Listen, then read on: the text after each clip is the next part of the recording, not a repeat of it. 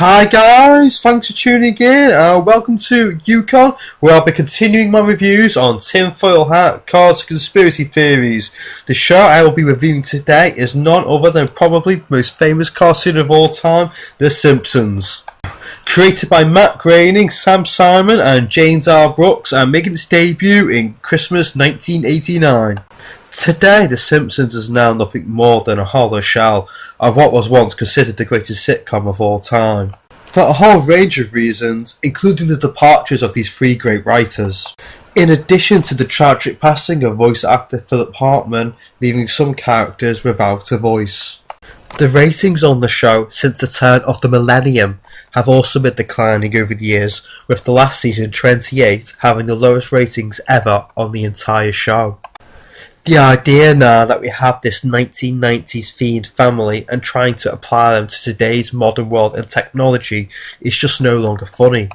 And hasn't been for a number of years now, and has even become known as Zombie Simpsons. Some people believe that it was after the episode The Principal and the Pauper had aired when the wheels really began to fall off, which I personally believe was a great episode. However, I can't understand why this became the episode known as The Day the Simpsons Died, when it turns out that Principal Skinner is not Seymour Skinner, but actually an imposter named Armin Tanzarian, who stole Skinner's identity after it was believed he was killed in the Vietnam War.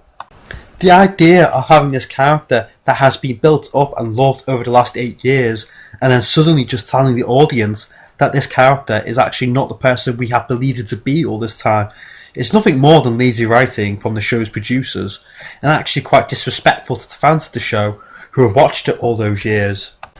But that wasn't always the case. The Simpsons was once the most popular sitcom ever to grace television throughout the 1990s, with it being voted on Channel 4's both the greatest children's show and the greatest cartoon of all time.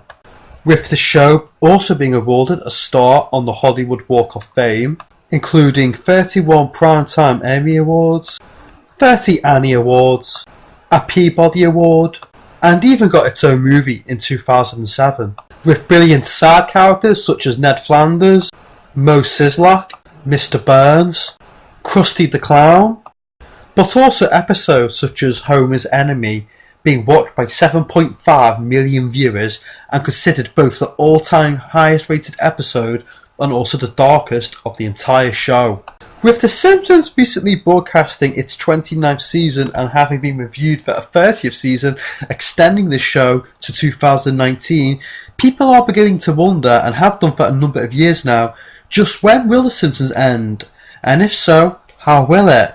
Well, once again, there is another card conspiracy theory surrounding the show, and in my personal opinion, I am not certain this is true. However, I do think that not only is it intriguing, but it would also be a great way for The Simpsons to bow out gracefully for if or when the show does end.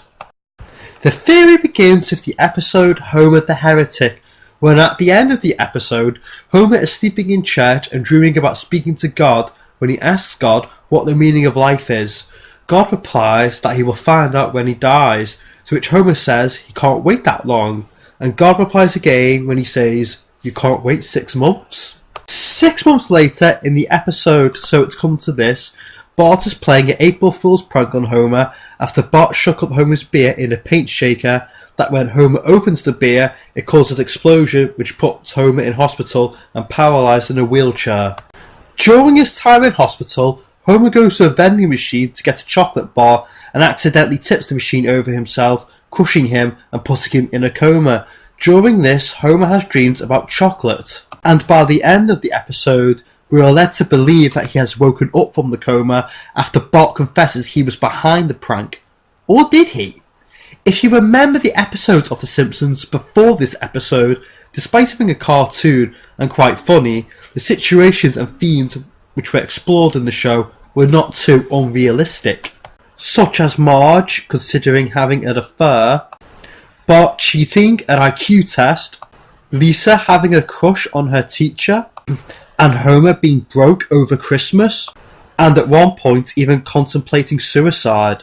The storylines after this episode become really strange and unrealistic, such as Bart working in a burlesque house, Homer going up into space, Mr. Burns capturing the Loch Ness Monster, and strange characters appearing in the show, such as tiny little jockey elf men who live underground.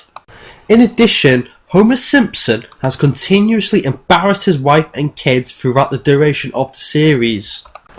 However, if you remember in the 4th episode of season 1, There Is No Disgrace Like Homer, it is actually Homer who is ashamed of the way his family is, and completely embarrassed by them, to the point he sells his TV in order to pay for family therapy.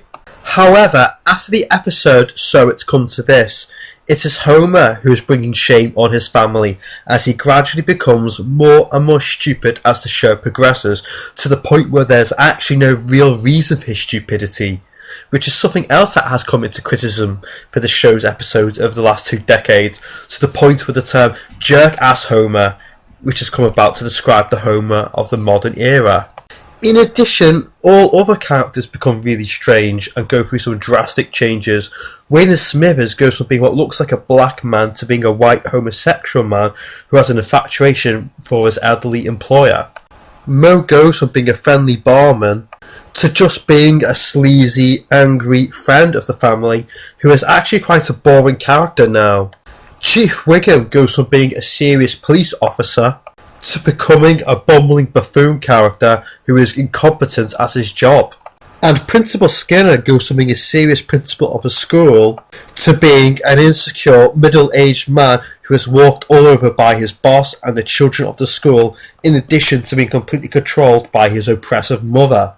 Furthermore, more unrealistic things happen, such as the family having travelled all over the world, in countries such as Britain, Japan, Australia, Cuba, to name but a few. In addition to Homer having nearly every other job ever possible to have, such as safety inspector, bowling assistant, heavyweight boxer, bodyguard, ploughman, astronaut, naval man, clown, and voice actor, most being completely unrealistic things which would never have occurred before the coma. The theory states that this is the reason why none of the characters in the show never seem to age, as by now Maggie should be in her 20s.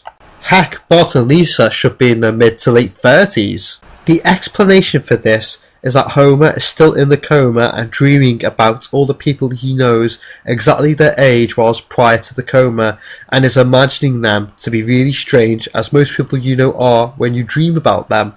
In addition, The Simpsons has had a ridiculous number of celebrity guests over the years, such as Stephen Hawking, Paul McCartney, Ringo Starr, Simon Cowell, Gordon Ramsay, Barry White, Mick Jagger, and even President Donald Trump.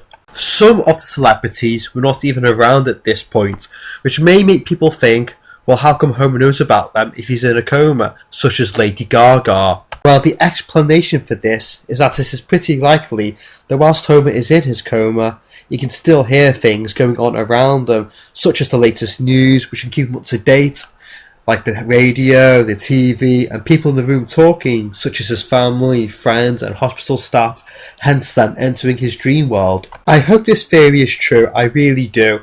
I have been a Simpsons fan my entire life and still talk and laugh about old episodes to this day with my family and friends, and if I am being perfectly honest, I have been in denial about the poor quality of the Simpsons episodes over the last few years, until I got to a point where I was watching it more out of loyalty than because I actually was enjoying anything about the show. But it wasn't always like that. It was once a great show, and I do like this theory, so if it is true, I believe it would be a great way for the show to end and explain why the characters do change so much, and in addition, I think that this would soften the blow for how poor the show has become over the years.